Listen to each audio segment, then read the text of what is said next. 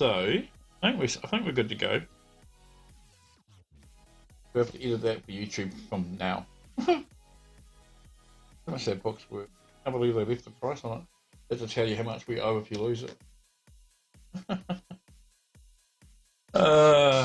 Okay, so we're all good. We've looked at like that. Yep, good. So a bit of backstory for me. I was exposed to this particular author and book series at same age as Logan. Little Hedgie. Same age as Little Hedgie here, and I fell in love with the author. Fell in love with this particular book series, which I've read many times, but have not read in probably 12 or more years. So, my goatee, but it felt horrible. So yeah, I'm going to do my best to be a decent narrator. See how I fare.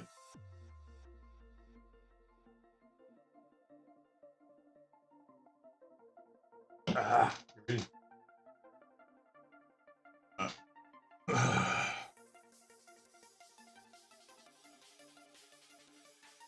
The Halfmen of O by Morris G.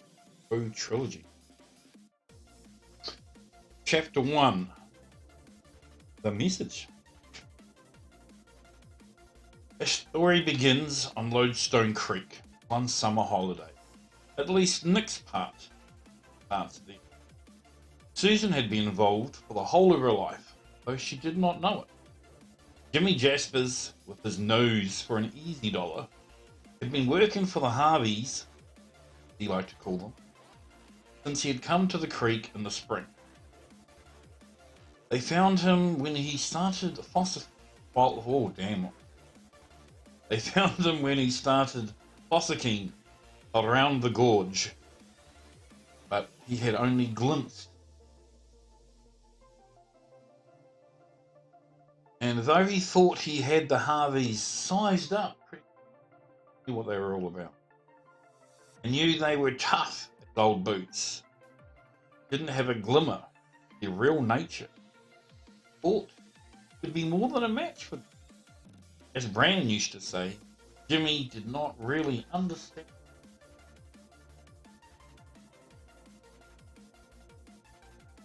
But to get back to Lodestone Creek, it ran down out through the bush, through the Ferris farm, joined the river at Devil's Elbow.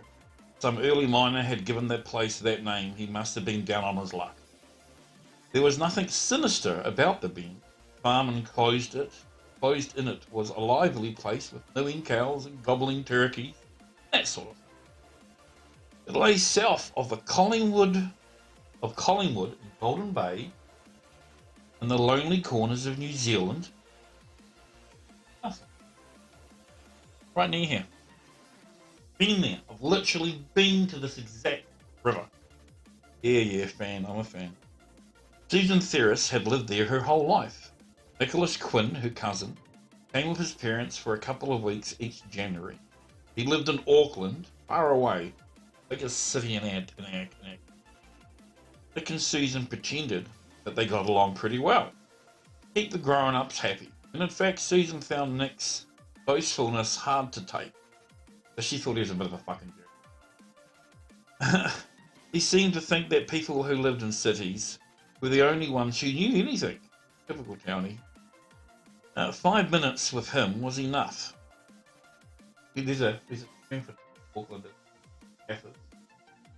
Another fucking Auckland.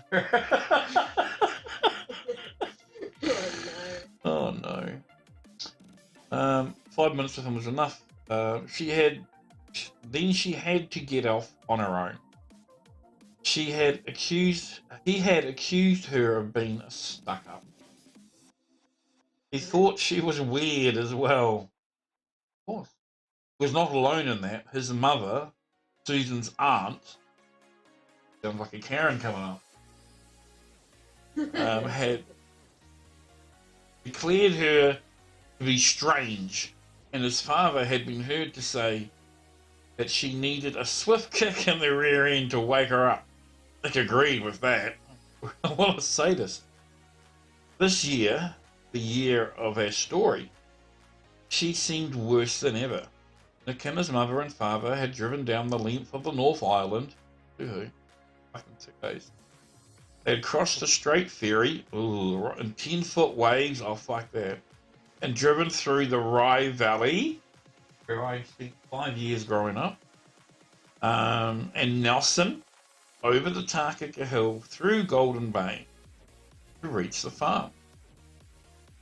When they reached the farm on the bend of the river, and it seemed to Nick they had been weeks on the road, literally like 3 days.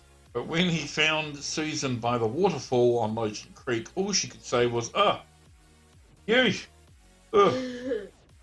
She went on staring into the water. He was mortified. She didn't have to pretend to like him. She might say hello. What a rude bitch. A year ago, he would have pushed her in. Today, he just got into his togs and dived into the pool.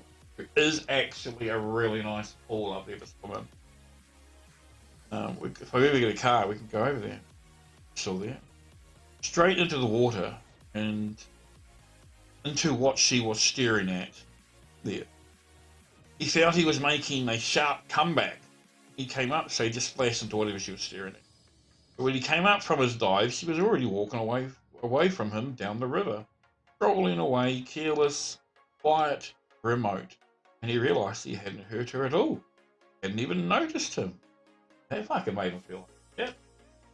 This pretty fucking cool shit. Give a fuck. Whatever. You keep out of my way and I'll keep out of yours, he yelled. She made no sign of having heard him, but kept on walking neatly over the boulders, her blue towel trailing from her hand. As soon as she went out of sight of the elbow, that got rid of her, Nick said to himself. But he was disappointed. He'd hoped they might be better friends this year. This time they stopped carrying on like a couple of...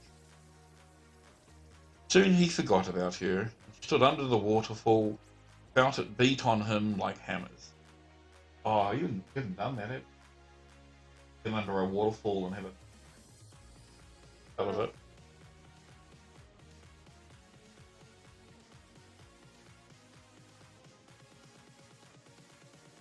Oh, the water park. Yeah, same thing. Yeah, no, same thing. The water park has a waterfall. It seemed to be trying to nail him into the rocks. When he'd had enough of that, he climbed into the top of the falls, taking care, making sure of each grip. It was a long way down. The heights didn't scare him. Rock climbing was a sport. He needed to take it up when he was older. Sunbathed on... Right now, you start that shit when you're young. He sunbathed on a warm stone ledge at the top. Water running by so clear that it magnified the pebbles the water's up. There's a place near there that has some of the clearest, most purest water in the world. Really nice. I can't even... That's weird.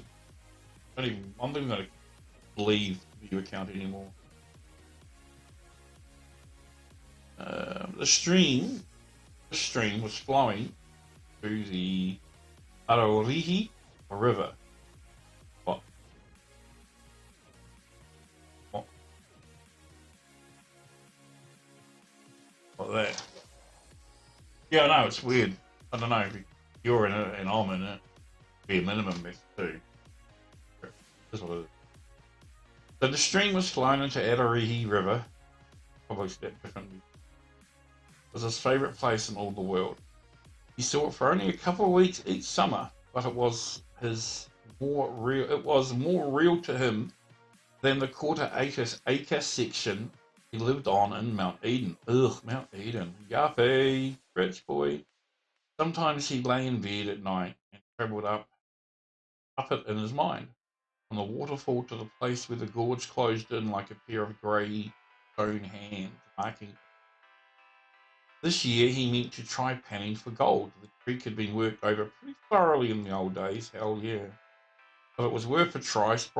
Prospectors still came here. It wasn't called Lodestone Creek Port.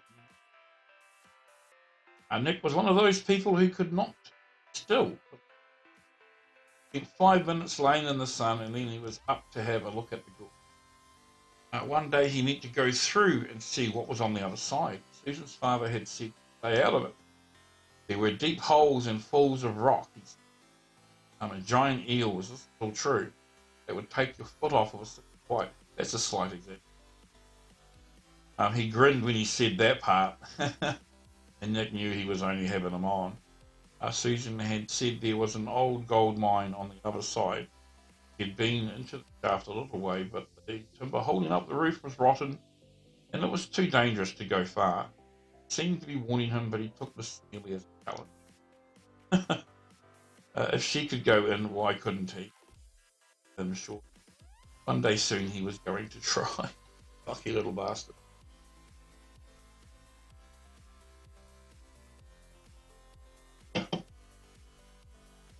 He ran along rocky shelves, sloping into the water. It was a game for him to travel up the creek without getting his feet wet.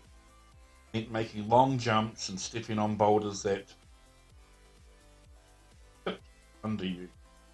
Crawling along stone walls like a fly, he made it easy that day. Most probably because he was a year older. Soon the noise of the waterfall faded, stopped. Far away cattle were mooing. Getting on for milking time. Dog barked and insects sang, but there was another sound, like a motor, chainsaw, or a lawnmower, very distant. Then he noticed that instead of being clear as glass, the water had taken up a brown cloudiness. Someone or something up ahead was stirring up the river. He went on curiously. The noise became louder, and soon there was no mistaking it. The noise of a two-stroke engine came rattling down Lodestone Creek, bouncing off the rock walls, slamming here and there, till Nick thought the top of his head would pop off from it. He already guessed what it was, some sort of homemade. They get like a floating platoon, or they'll have it on the side of the river, like a big generator, sucks up rock and shit, filters it, and quite funny. Your Stuart, who your uncle Alistair, you never met. He used to be a gold miner, and he dry suit. Anyway, it pumped hot steam into it, warm and freezing rivers, and then lock up and it pumped boiling water into this.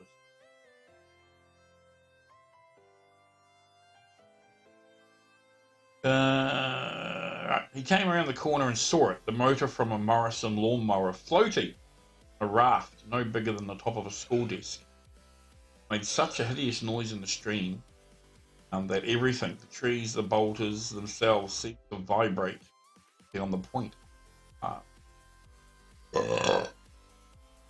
Nick yelled out, but did not hear his own voice. This wasn't gold prospecting sport. This was like being in the middle of Queen Street in Auckland. The old man was wading in the stream, bent almost double over, sweeping the bottom with a gadget like a vacuum. He was wearing big, thick boots and trousers, held up by knotted pieces of baling twine. For those who don't know what baling twine is, it's a special string we use for putting together bales of hay. Baling twine.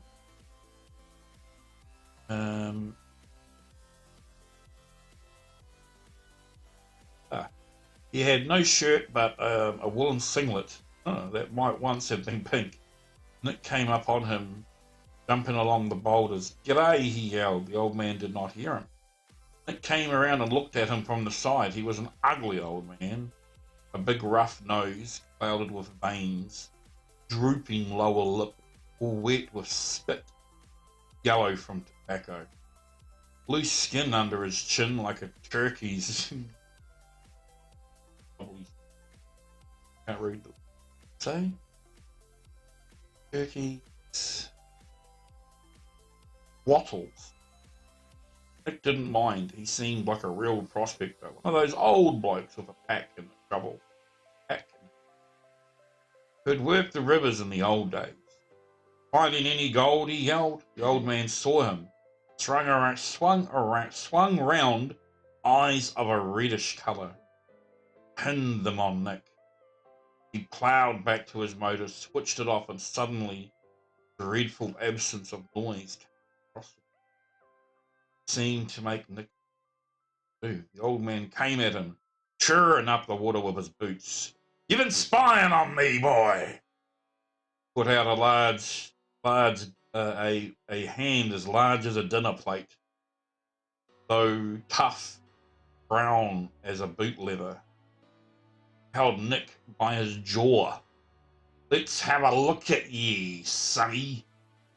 He forced him up against a boulder. Nick tried to cry out, but he could make no sound. The old man's fingers dug into his breath, fell on his face, heavy and wet, had the stink of carbon and tobacco. Careful in the house. A quick sofa, Cathol. How are you, buddy? Buttons. Things are good, mate. It's our first day of doing a reading stream, reading aloud stream. Who's your daddy? Your daddy. We're just reading a bit of the old Morris G. Yeah, introducing the son to one of my favourite authors, Cathal's from New Zealand too. Gaming with Wayne. Hey, buddy. I don't think I have any mods to do edits for me at the moment.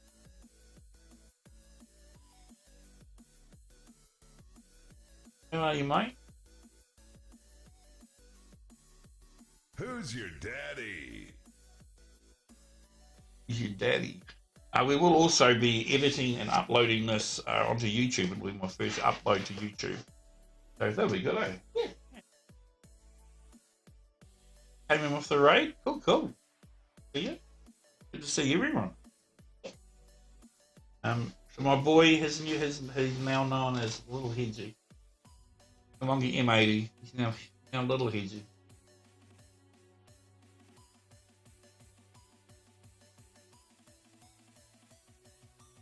Alright, where we get up to?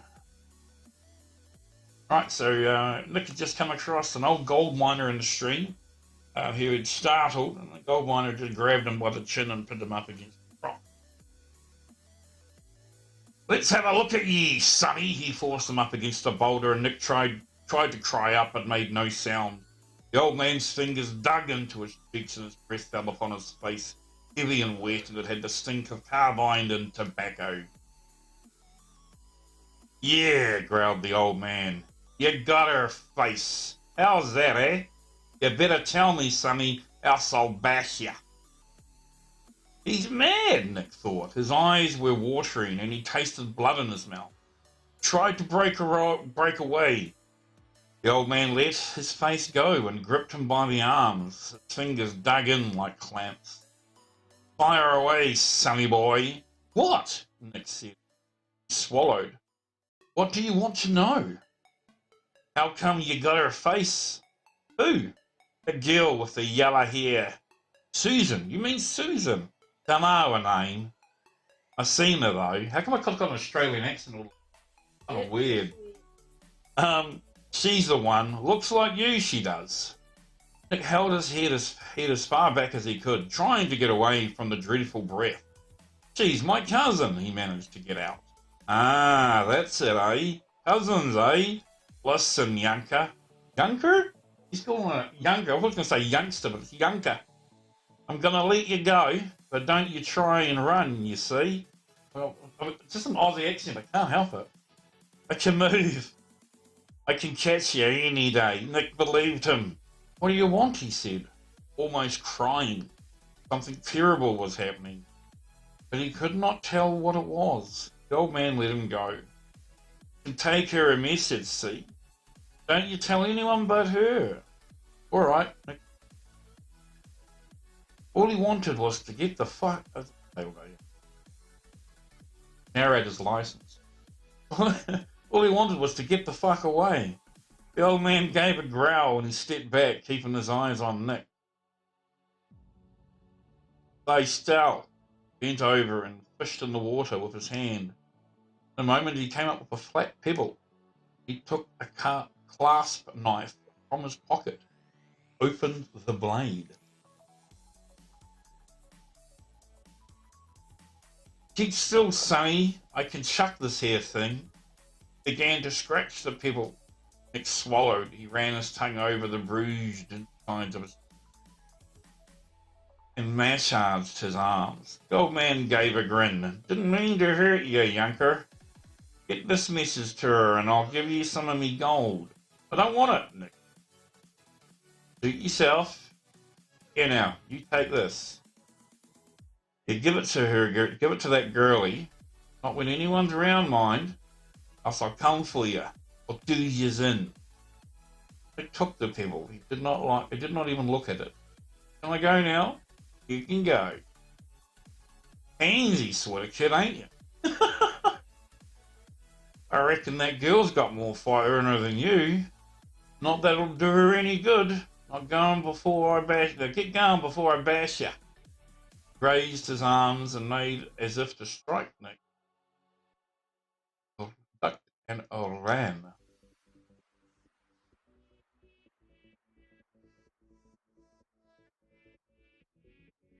Ugh.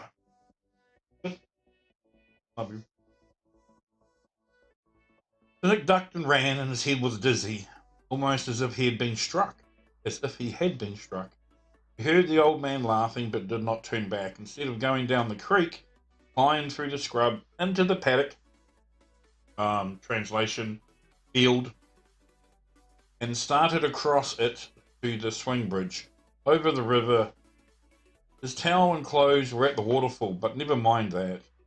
All he wanted was to get to the house to tell someone, get the police to arrest that old crazy man. Tears were running down his face. He felt he had been close. Something. As he ran, he heard the motor start up again. It sounded flat and deadly, but at least it meant the old man wasn't following him. He slowed down and became aware of the pebble in his hand.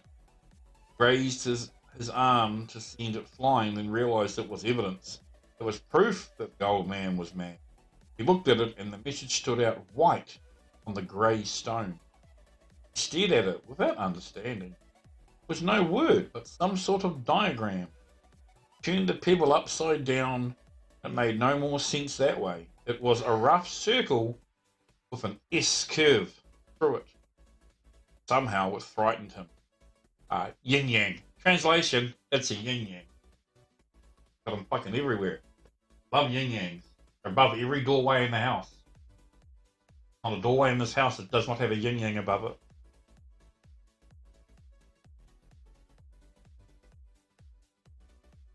It has one.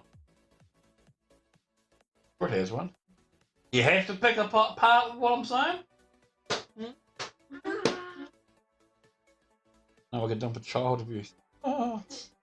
Anyway, it frightened him, and he ran again, threading his way through patches of blackberries. The sound of the motor died away, and the sun was sinking over the mountain. He thought of running home through shadows. He thought of running home through shadows. Oh, what? Jesus, your reading skills, bro. That's sad, man. Shut up, okay. The thought of running home, though shadows filled. Oh, okay, the thought of running home through shadows, should be a comma, whatever, filled Nick's head with dread. He went between the concrete blocks and steel wires anchoring the swing bridge, and then he stopped. Susan was on the bridge, and she was leaning on the rail halfway across, with her blue towel draped around her neck, staring and dreamily way down. Past the granite boulders, large as houses, to where the water turned into green. Nick went on again. The bridge began to bounce. Began to bounce. She gave a start and turned to watch him coming. Nick, she said. Close. He made no answer and tried to push by her, but she said, Nick, I'm sorry, I didn't mean to be rude. It's nice you've come. Yeah, Nick said. Nick, looked at him closely. What's the matter? How did you hurt your face? Didn't hurt it? Got bruises. Felt his face where the old man had dug his fingers in. He shook his head. Some old loony up there. Where? Did he hit you? Up the creek. He reckoned he was giving me a message. A message? For who? He was off his rocker. He had a knife, and I'm going to the police. What message, Nick, please? Was it for me? Why should it be? Nick was alarmed at the change in her. Under its summer tan, her face had gone white as paper. The deep green of the river showed in her eyes. Give it to me, Nick. Reluctantly, he held the pebble out. It didn't make sense. I want it back. It's evidence. He took the pebble and held it lightly. Her finger like a skimmer. As she turned it round, looking at it, a tiny secret smile came on her mouth. Kind of weird. What was he like, the man who gave it to you? A nutcase, he said. He is ponged? Hey, I ain't ever heard of that word. Yeah, Ponged, ponged. I'll look it up later. He got away from some loony bin, I reckon. He did not seem to hear. Did he have? No, it doesn't matter. He had bad breath. Give me that. Oh, right. And sometimes the context, right. He had bad breath. Now give me that. I want it for the police. I added the now part. No, it's mine. He said it was for me. He damn near broke my jaw, Nick said. And he reckoned he'd chuck his knife at me. Her face became uncertain. She bit her lower lip. He's kind? Have you ever seen him? He reckoned he'd come after me and murder me. No, he must be... Don't tell anyone, please. You're as mad as he is. I've been waiting for this message all my life, Nick. Got to see him. Let me have one day. You have tomorrow. And you can tell whomever you like. Not letting you go up there. No danger. What does it mean, the message? I don't know. He made an angry sound. That's true, Nick. I know what it is, but I don't know what it means. Please let me find out. How? By talking to him. Shadows fell on the bridge. Not tonight. I reckon it's dangerous. Tomorrow morning, and I'm coming too. No, she said. And that had such a sure and heavy sound he could not argue. When I come back, I'll tell you all about it. Will you promise me, Nick? I felt a kind of power coming from her. It was almost as if she was hypnotizing him. Took his hand, he nodded. Felt he was making some dreadful mistake, putting her in danger. All right, he said. Those words, a door in him, clanged shut. Could not escape. He understood for the first time how much he actually liked her, in spite of their squabbling, in spite of their differences. It was precious to him, though she was more sister than just cousin. Well, I'm glad they pointed that part out, because I started to think, well, yeah, maybe I was cousin of it, not. I don't know. They walked home by the side by side. Nick changed in his room. He told his mother he had bruised his jaw when he slipped climbing a tree. At the dinner table, watched Susan. Was as silent as ever, but now and then she gave her hidden smile. Him a hidden. His aunt made remarks about his city appetite. Thought of that old man, his hand at his throat closed up, and he could not swallow it. They all watched television, and instead of street lights and the screech of cars that Nick was used to, outside was nothing but blackness and silence. Well, that's not true. Sounds you just can't hear them. Gotta get used to it. Went to the window and looked out. There was a kind of waiting stillness. And against it, the laughter on the set seemed more of a chirping of insects. No lights, back hills, a starry sky. Away south were endless valleys and mountains. Bead Hills, Boulder Lake, Gladiator Peak, west of the Heafy Track, the best fucking tramping tracks in the world. 3 days lonely walking to the cliffs of the giant waves of the Tasman Sea. Been there. He shivered. Out in the dark, the waterfall was falling. Lodgeston Creek ran silent in the gorge. There, in the bush, an old man was sleeping, wrapped in blankets with a carbine stick. Dick made up his mind that he had to tell someone. He turned back to the room. Susan was watching him. She gave him a smile, shakery. Must know what he was thinking.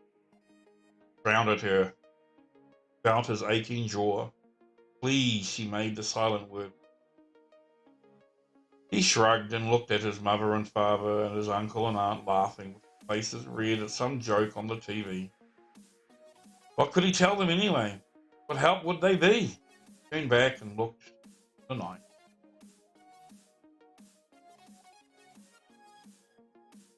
Pages left. 10 o'clock, he said good night to the adults and went to the bed. He said he was tired after all that driving. His mother blew him a kiss. He'd been in bed 10 minutes when Susan opened the door and put her head in. Good night, Nick. Thank you. She was gone. He imagined her laying in bed, holding that pebble with its crazy message, planning what she was going to do. Not let her. Ugh, man, dries.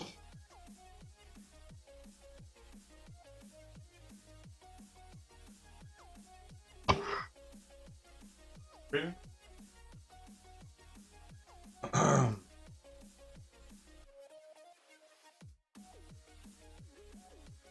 He could not let her. He hadn't seen that man. Nick knew he was evil. Felt his hands and his eyes, and smelt the chemical stink of his breath.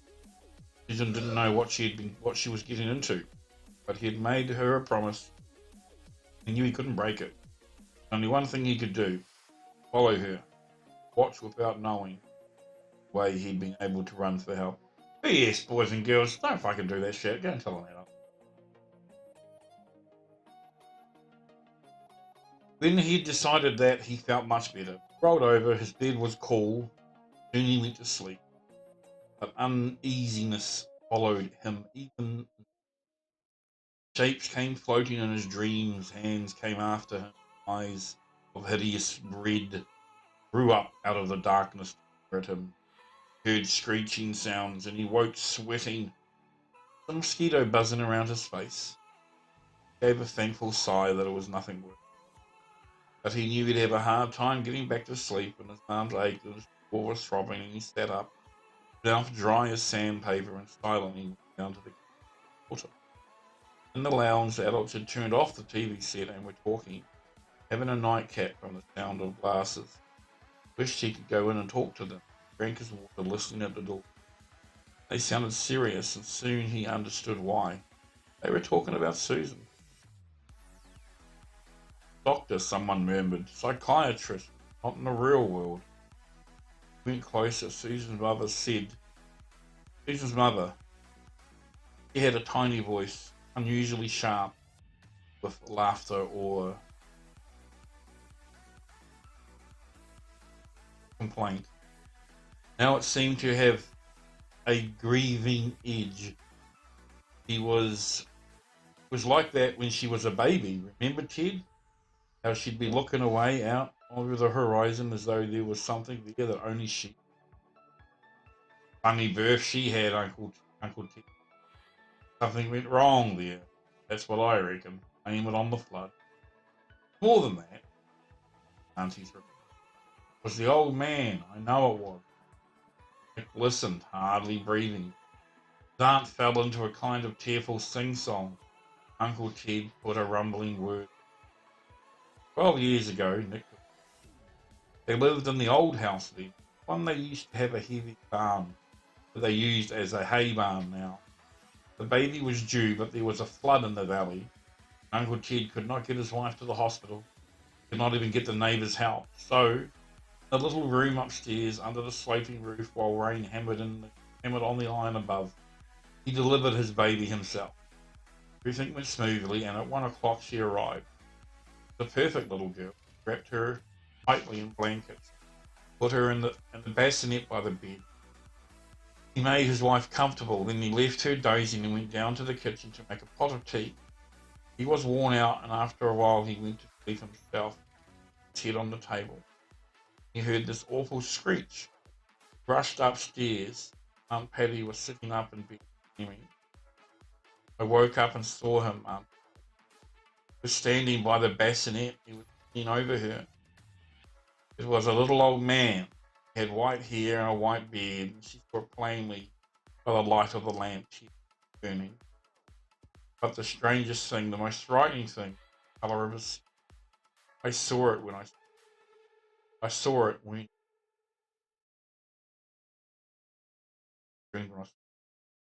he looked at me. It was like something from a flying saucer. His skin had a reddish colour, seemed to glow from within.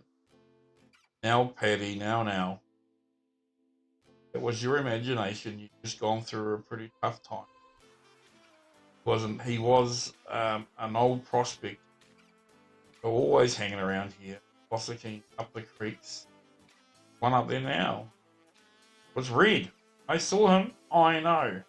Well, might have been a trick. Other like, but he was there, all right. I got a look at him. Just saw him duck out the door when I went over to the bed. Might have been old, but he sure was quick.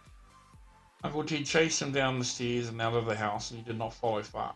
The old man vanished like a ghost into the night, to the beating rain. Came back to poor old Patty here. He'd grabbed the baby and was holding it, but did not reckon he'd unwrapped her blankets a bit, put her birthmark on her, said Aunt Patty. Now, Patty. He did. She had no mark till he touched her. Well, Uncle Ted said, I had a pretty good look at her. I didn't see any mark, but very quiet. When Patty looked up, she had this round spot here, side of her waist, some sort of patch on her shoulder. Thank you for the alert, Wayne. Appreciate it, buddy.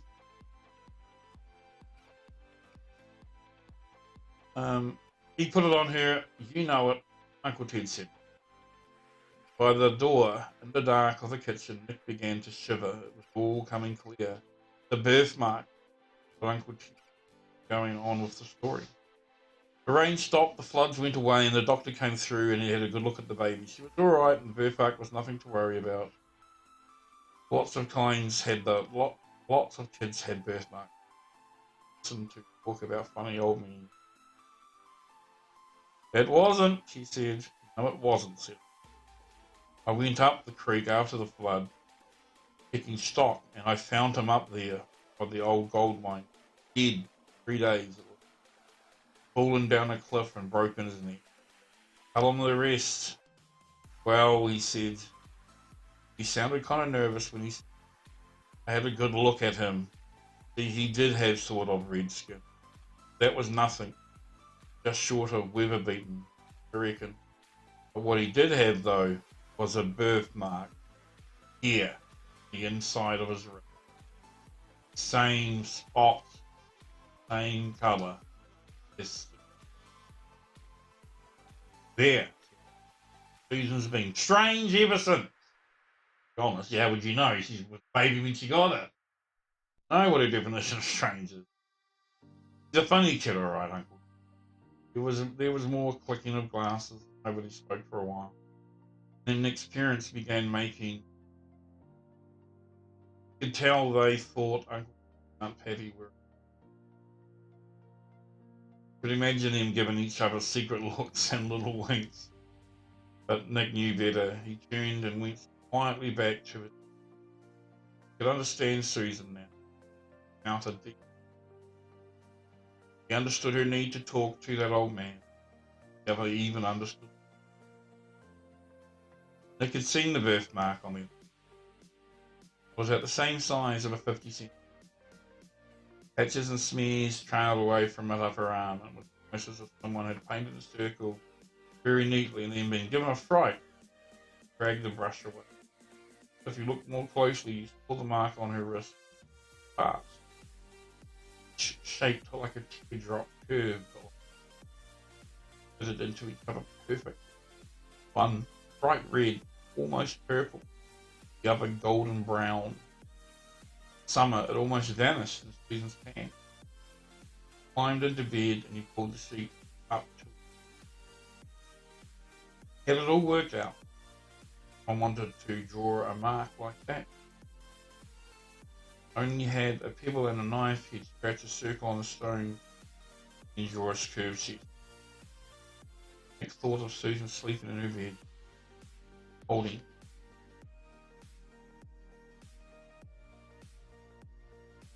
So, have you had enough, or do you want to do another chapter?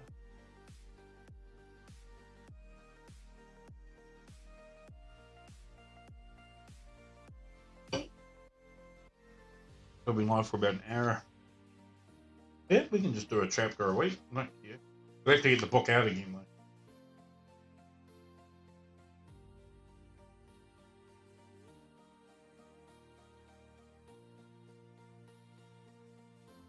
Cool. Alright. Cool beans. So that is the end of chapter 1.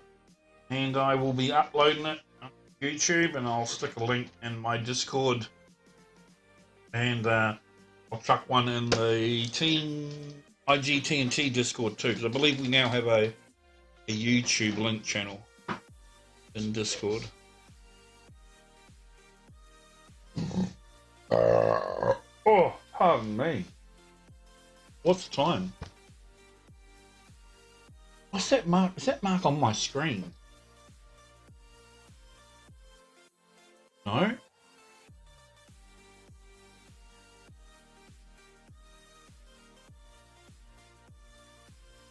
Flip them. Cool. That's interesting. Alright. That was pretty cool. I enjoyed that. Hope everyone else who come in and hung out enjoyed it. Alright. Bookmark in there. So only a few chapters. Take us a few weeks, but yeah. It's kinda cool. Enjoyed that. Do I want to stay live and do anything else? I don't know. We've got to do dishes and other stuff into it. Oh, TV. Oh. A few beers and you get a bit sleepy on it.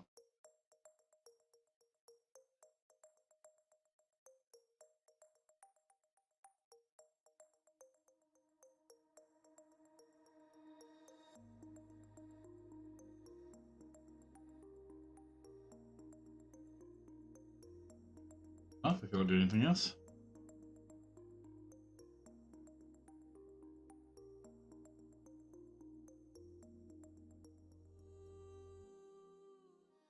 Oh.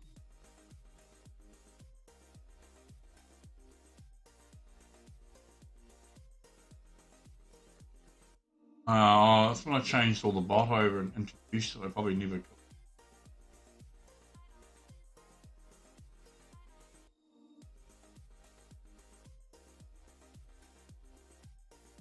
No, he's just like.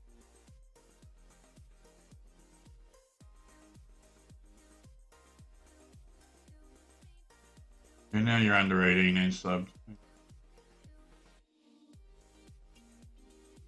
Love you, son.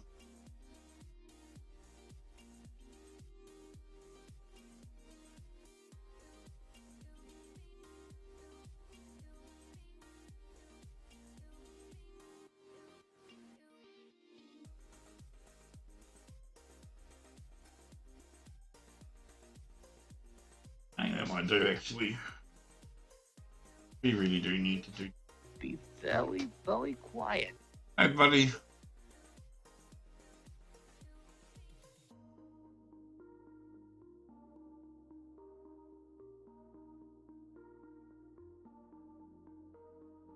Today's not a normal streaming day anyways. Call it there. It's just a short stream. Just a reading stream. We're going to be doing these hopefully every Sunday. Just read one chapter at a time. Tonight was chapter 1. So yeah, I might do a replay of this as well as edit it out for you. So I want to try something.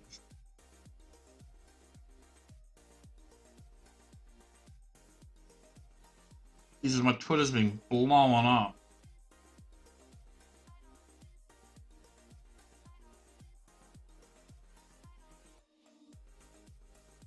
And people are going to reply to that tweet.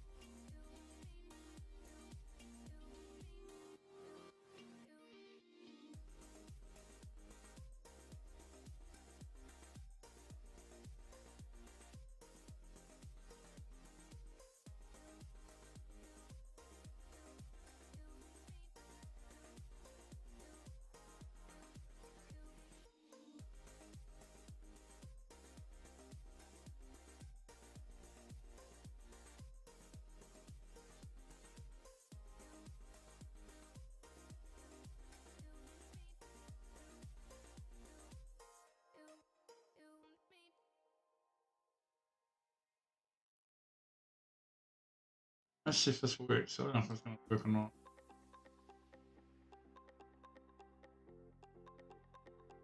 There we go, it's working. Finally got it to work.